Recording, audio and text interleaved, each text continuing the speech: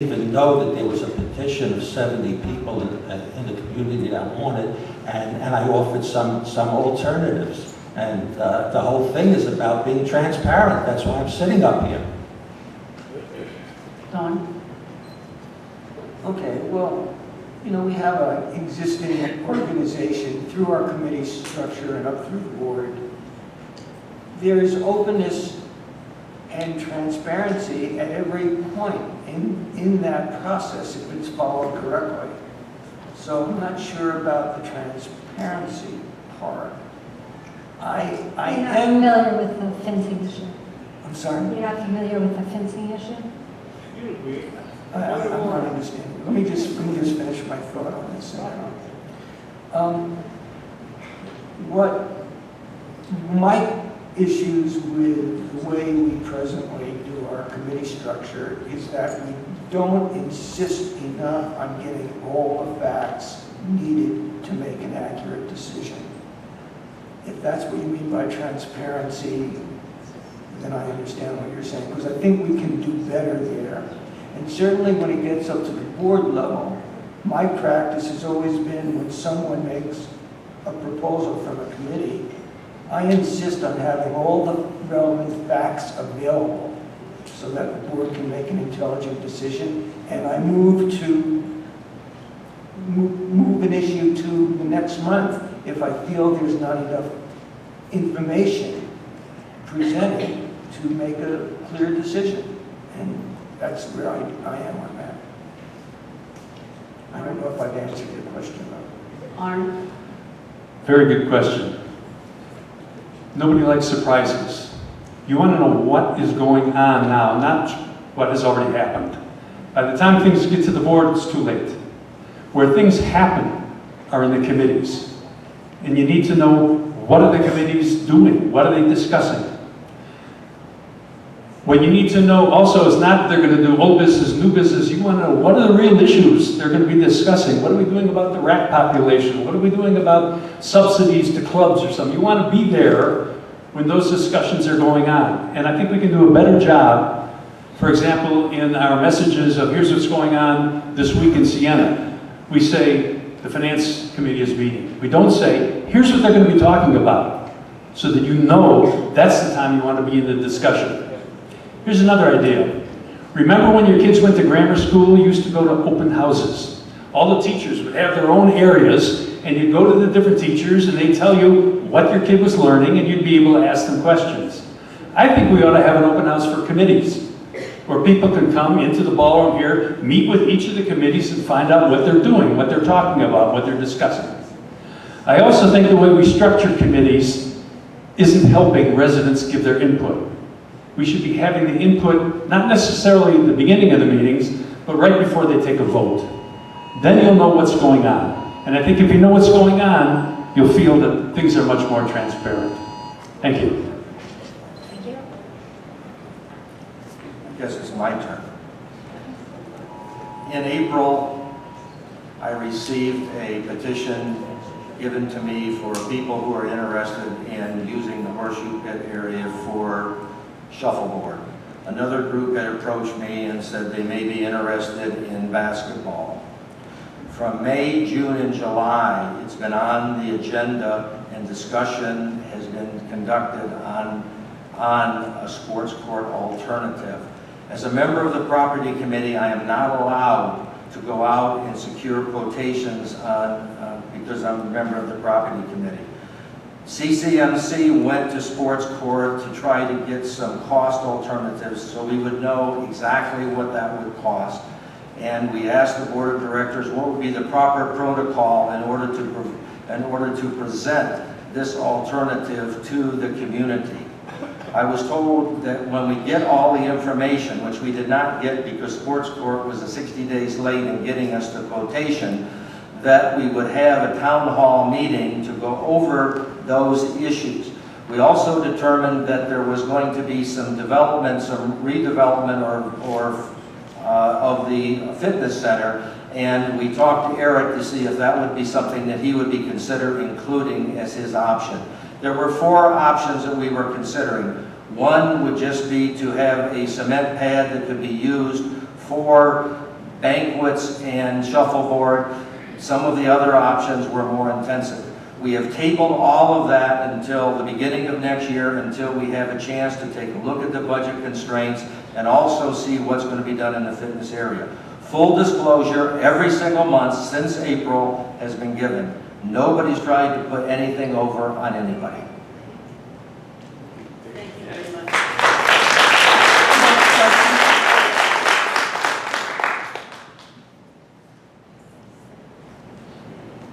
Gentlemen, my question to you is, if you all knew that every question was going to be for all 5 of you to answer, if you all knew that in advance, did you know whether that information was given to the community that they would be aware of that? Artie, you are the first respondent. I don't know if the whole community was given that information, but I certainly don't think that we should blindside anybody sitting up here running for the board. The question is, so far the questions that have been put out, we've all had an opinion, we've all expressed our opinion. In terms of the last question that just was before us, many times I'm the only one sitting at a committee meeting because I'm an interested homeowner and stakeholder. I wish more people would be the same way, but again, the process is the way Don explained it, and I don't really see it changing because you have to be in compliance with the state rules. No, I know for a fact that you are at all the meetings. That's not what I'm questioning. I know that you're at all the meetings. I'm not questioning that. My I'm question- being informed.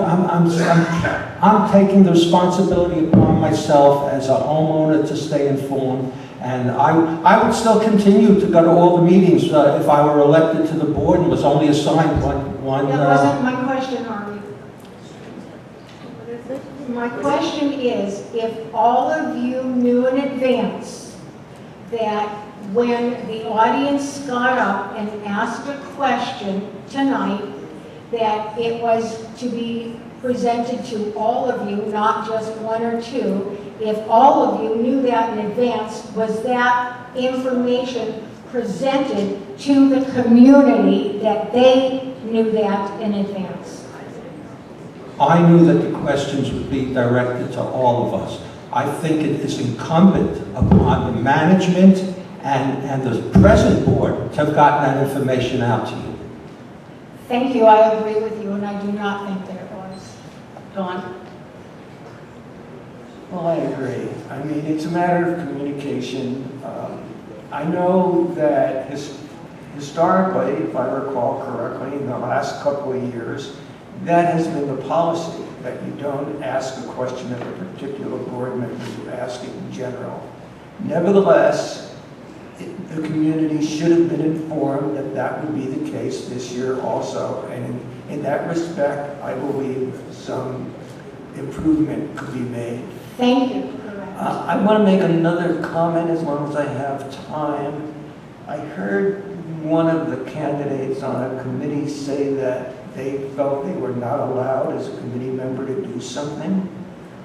No such limitation exists. Yeah, but that's As a apart committee from my member, question. you're responsible for finding out what needs That's to be not my done. question, Don. Oh, yes, I know, I answered your question, Okay, but then it goes to the next person. but I please. still have time. I still have time, and all I want to say is that I believe as a committee member, you have responsibility to do what it takes to get the right answer. And there's no limitation and no not allowed stuff. Thank you. Arn? I learned about, excuse me. I learned about this 10 minutes before we started. And Lynn told me this is the way we're going to handle it. I'm happy to handle it any way she wants.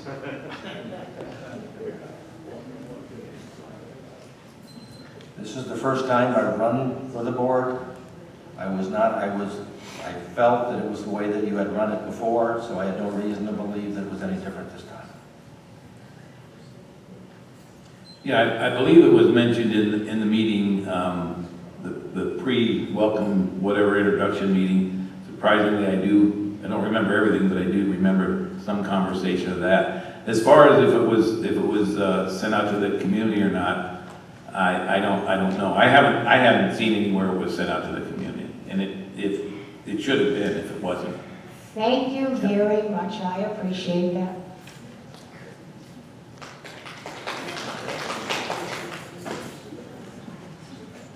Charles Glassman. As we all know, the work on Sienna Monte in landscaping is costing the homeowners in excess of $300,000. I don't believe that figure was based on 3 competitive bids. And my question is, if you're elected, would you want to see the Sienna homeowners get the best possible landscaping at the best price after 3 bids? That will start with Don Weiss. Yeah, you've basically touched on an issue that's come up many times. And the issue is, how do you react with your major vendors? Do you treat them as just ordinary vendors that you always go out to look for the best pricing? Or do you treat them as a partner with whom you work closely with for the benefit of your community? The problem with the first part is you may save $50,000 going to someone else to get the job done, and then you're in a terrific bind when something bad happens and the company you've hired to maintain it and the other company you hired to put it in start pointing fingers at one another. You want to avoid that at all costs, because that leads to tremendous unseen costs within the community. What you want to do is work as a partner with your major vendors. That doesn't mean that you blindly trust everything they tell you. Periodically, you need to hire someone independently to verify that what they're charging you is reasonable. So it's trust, but verify with your major vendors. Thank you. Arn? I agree with everything Don said. Of course, for small contracts, we should always get as many bids as we can. But on the important ones, the big ones, the ones where people are really partnering with us to keep up the beauty of this community, you have to think beyond that. I also agree with what he said, that if you're in a situation where getting multiple bids doesn't make sense, then at least hire a consultant to make sure that the bids you are getting are within the realm of what other people are offering throughout the country. Thank you. Paul? There's a problem sometimes in trying to get bids from other vendors when they know that the vendor that you're currently using has been a longtime vendor of your association. So in many cases, they will refuse to provide a bid. And Don is right. When somebody installs the plant or plants the plant, then another company continues the maintenance. If there is a problem, you have a tremendous warranty problem, and you may end up spending more trying to fix the problem than you would in working with your vendor in order to try to give him to give you a reasonable price by having an outside expert help you determine whether that price is reasonable. So trying to get another bid or multiple bids is a problem, and also trying to handle the ramifications of warranty is a serious problem. Well, I think we should always get at least 3 bids on basically everything we do. And we can't do that in some cases. It just isn't practical. But I think the bigger problem isn't not getting the bids. The biggest problem is we don't really negotiate. You call the guy, you get a price, and you write him a check. Perfect proof in that was the towels in the fitness center. We had been buying the towels in the fitness center from some clown back east and paying a fortune plus freight. I think it was Eric that went out and negotiated a deal with a vendor in California, saved us a ton of money, and they paid the freight. We're not negotiating, and I learned a lot about negotiating while working in retail in there, because you always had someone trying to sell you something at an inflated price. I really learned about it in selling advertising, because there is no price for that. It's whatever, you know, you pull out of the air. So I think the bigger problem is not necessarily getting the bid, but that you gotta go out and negotiate a little bit, sharpen the pencil. And I think we could go back to every one of our vendors and make them, sharpen up just a little bit. We'd get something out of it. Maybe not a big price saving, but I guarantee you we'd get something along the way. Arnie? I love Jerry's anecdotal story because I raised the red flag on paying 25% for the towels and freight. First of all, the state law has been changed so that you don't have to go out for 3 bids if it's under 1% of the total budget. But barring that, our procedure has always been 3 bids. I know that a lot of people in Siena, or a number of people in Siena, blame Jaramillo, whatever. He does not set the prices for us in terms of him making it anything up. He comes, he listens, he hears the scope, and presents whatever it is to the committee. So we can't blame Jaramillo, we can only blame ourselves. We're like Poco.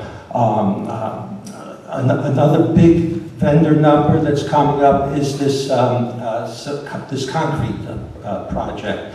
I was at the Finance Committee meeting this past week, and a tightly written RFP was not followed, and I plan next week to stand where you're standing and say to the board that they should reject what they have in front of them now and put the bids out again because it's not right. And we have to let everybody in this valley know that we're smart people and we buy smartly. That's my opinion. Well said. Thank you. Next question. We'll start with Arn. Good evening, candidates, Madam Moderator, Siena residents. My name is Ken Miller. I'm a resident for 12 years. I have a two-part question, and it has to do with our management company. Number one, do we have too much staff, too many staff people working? Number one. Number two, should we consider another management company? Arn?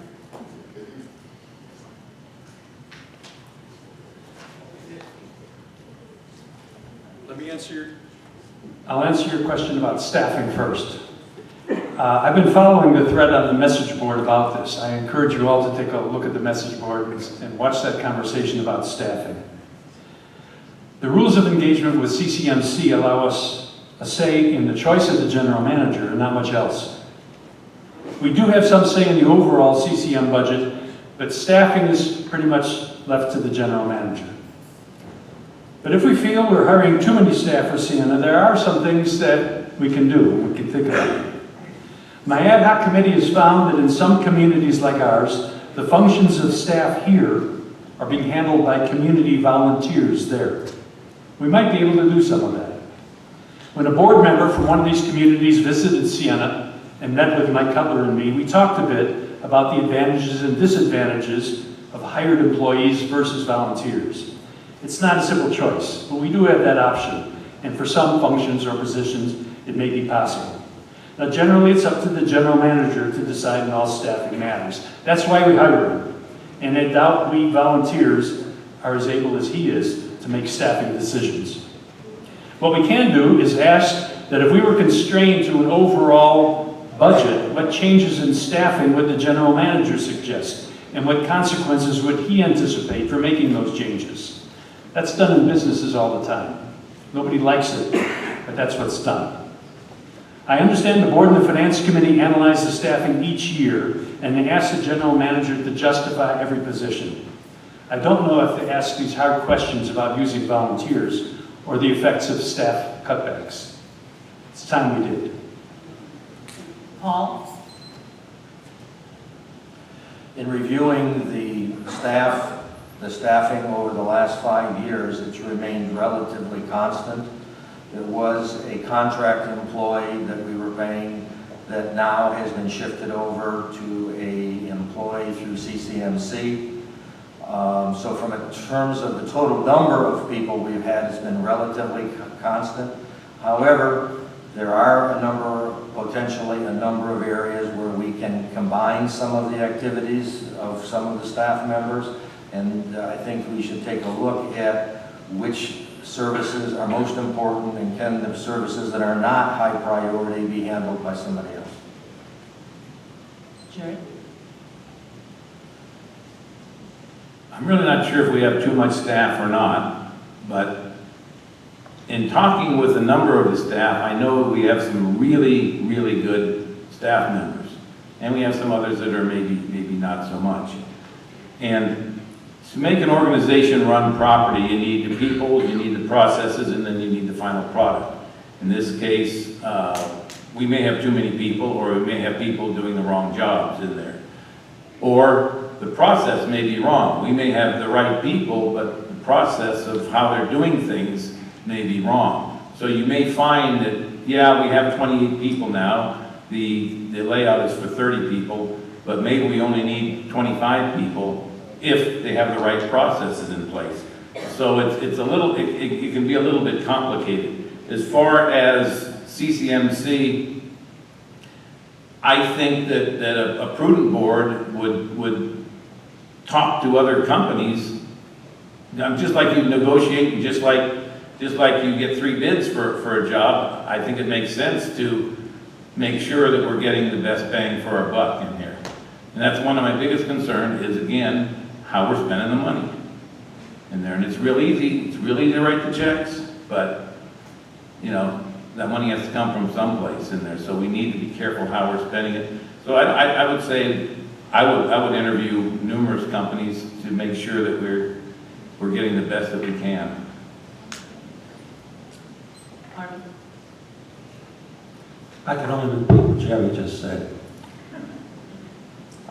I can't add to that. You know, look around, see. None of us are privy to the contract that was renegotiated this year. So we're in a fog as to what should be done and how to do it until any one of us are on the elected to the board.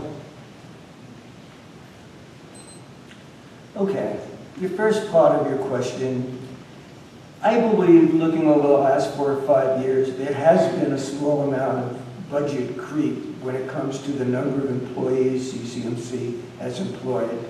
But that's all reflected in the budget that you do. I will be in the process for doing the budget for 2016. In that budget, we will say, here's what we allocate, and CCMC, you know, do your job. The most important part of your question, one that I haven't seen accurately responded to, is should we be looking for new management? And I would say that there's one step that has to happen before that. That step has to be, the board has to decide what it wants from its management. It has to set up, these are the things I absolutely need, these are the things I like. Until the board gets around to actually looking at itself and saying, this is what I want, how can you go out to anyone else? Oh, tell us what you can give us. No, we need to get our act together first. Once we've done that, we can go to CCMC and say, this is what we want you to do. Are you willing to do it for us? If not, well, let me go back. If yes, we say write up the contract so that these things are included. We sign off and we're done. However, if not, then we go and write up a contract that includes what we want. We go to our legal team and say, this is what we intend. Does this contract do it? If not, tell us how to change it. And we go shop it. But that's the only way. First, the board has to get its act together. We just can't go out willy-nilly. Thank you. Thank you very much for those who answered both parts of the question. I appreciate it.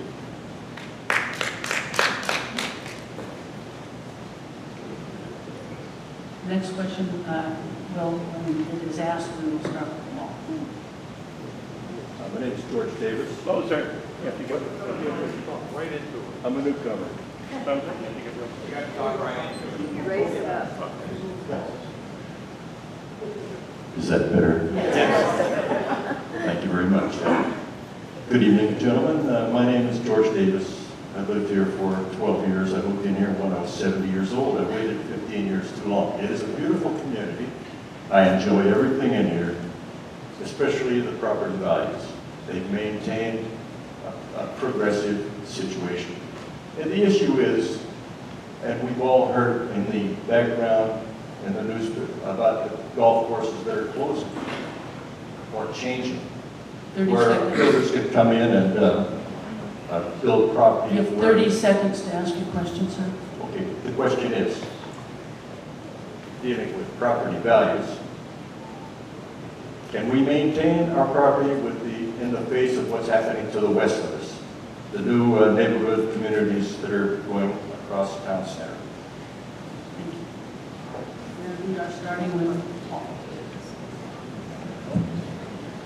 I think the answer to that is a definite yes. I think that in some respects it could help our property values. I think the thing that we need to do is to try to remain the most attractive, active adult community in Nevada. And so far, I think if you check through various sites, you'll find that's the course. But it means that we do need to make investments in our facilities. We do need to upgrade our landscaping. And we need to provide a lot of the activities and services that people use. And if we continue to do that, I think you're already seeing that houses, not that many houses are on the market, and the prices, if you look at them, are actually going up. So I travel throughout the valley, and people that I talk to still regard Sienna as the community that they would like to model themselves after. We just need to be diligent to make sure that we don't compromise our standards in order to not properly treat our facilities or our clubs or the activities they're involved in. Jerry? The answer again is yes. I think we can compete in there, but not with how we're doing things right now. I would like to see us maintain that wow factor. And I'll probably shoot myself in the foot here, but here goes. Take this building in here. They just spent $400,000 or $500,000, whatever it is, to redo it. Now it's very nice. It was done very well, but it's not as nice as it was, and that's just my opinion in there. The carpeting out here, it's great carpeting, very expensive carpeting, but it's totally the wrong design, the wrong color. I mean, the first day they opened the building here, they had tracks, mud tracks, and carpet tracks, and foot tracks, and everything else. Brand new carpet, it looked like it was 15 years old in here. And that's the kind of decisions that are being made. It shouldn't be made. The same thing with some of the landscaping in here. I don't know why we couldn't use artificial turf out there to maintain the green, like Arne had mentioned earlier, how he likes the green look in there. There's things that can be done to maintain the look and not use water. There are ways to do it more efficiently. We can have the look we had. I think the property across the street is only going to help us, but not if we downgrade how we look. So. Mark? I think that the property across the street will definitely help us. It's a matter of not atrophying and being involved. And that's why I'm running for the board, to look at all the situations here, spend our money wisely, and keep us on top of the game. It's as simple as that. I agree that the new property across the way is only going to enhance our value. But I did hear a question, I thought I heard a question about golf course. Did you have some issue? Could you repeat that? Yeah, the issue of golf courses are the ones that are closing up in Spring Mountain and Silvercrest. And the one that's over here at the Badlands also. They're going to build condominiums and houses down the middle of them. And that's what I was thinking. What kind of control do we have over this golf course property here? It was offered to Sun Colony at one time. They said, didn't want to buy it. The association didn't want to buy it. Let me try to answer your question then. question was well asked. We basically have an agreement that took, it seems over a year to get the golf course to sign. Dr. Lee, who owns the golf course. And basically it's we do this for you, you do that for us. And we kind of kept it, and when the golf course, because they were a little short of funds, couldn't we kind of work with them? Because the last thing we wanted to do is be the straw that broke the camel's back and have them go out. We do have, should that happen, and I certainly think it would be terrible for all of us if it did happen, we are somewhat protected in that a lot of the property on the golf course is also for the water flooding. It's a floodplain. So they can't do a whole lot of building like they did in the other property as far as on a floodplain. So it's probably not as attractive as as a sale for that purpose. And as I said, on the board, we tiptoe around the golf course because we want to respond to homeowners' complaints about midge flies and smells. On the other hand, we don't want to force them into bankruptcy. It's a tightrope. Oh, I'm sorry. Art. I want to address the first part of your question. How can we keep up our property values in the face of what's going on in our neighborhood with new competing communities? Most of us believe Siena is a very special place, and we see it as the #1 community around. Those on my ad hoc committee that are looking at communities like ours around the country continue to find nothing better. In terms of amenities and services, Siena has more than most. But above all else, we have two things going for us. First, we are a community. People love it here. They love the lifestyle. They love the friends they've made. They love the camaraderie they find in our clubs and special interest groups. We are not just a collection of pretty homes in a pretty setting. We're a community, and we need to keep that distinction alive and well. It sets us apart. The second thing is our low assessments and absence of special assessments. Yes, there are communities like the new one being built across town center that'll have more luxurious facilities and fancy services, but they come at a high cost. Assessments in communities like ours across the country may be as high as $1,000 a month or more. When you look at what we have for the price we ask, no one beats us. The way to keep our property values up is to emphasize those two aspects of Siena and nurture them. We are a community people love and a wealth of amenities and services at an incredibly low price and assessments. Thank you. Thank you. Next question. Thank you very much. I appreciate it. Hi, Mike Abramowitz, 14-year resident of Siena. Siena, the best and most valuable assets we have are all the people in this room, all the other residents, and all the talents that they bring to our community. The expertise of all these people who are running for the board. It was local resident, I'm asking a question, there are local resident decorators that finally were allowed to get us out of